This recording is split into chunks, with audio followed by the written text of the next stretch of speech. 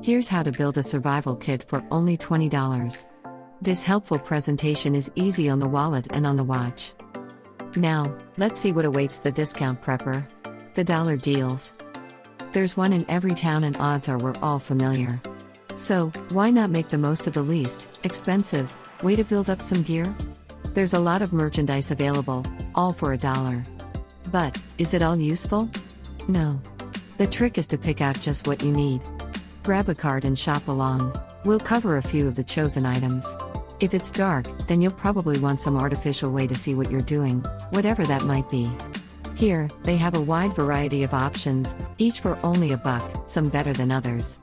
Watch which one makes the cut and remember why. Multi-tool. They do indeed offer tools at Dollar Tree.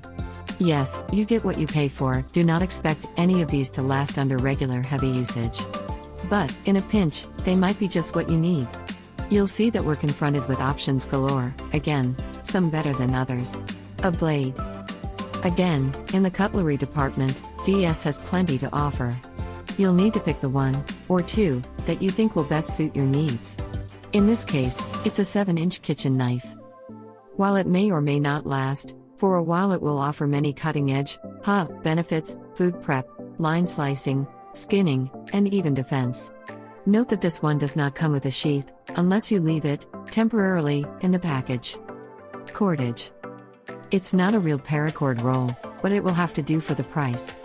Odds are, for at least light duty, this will be more than enough.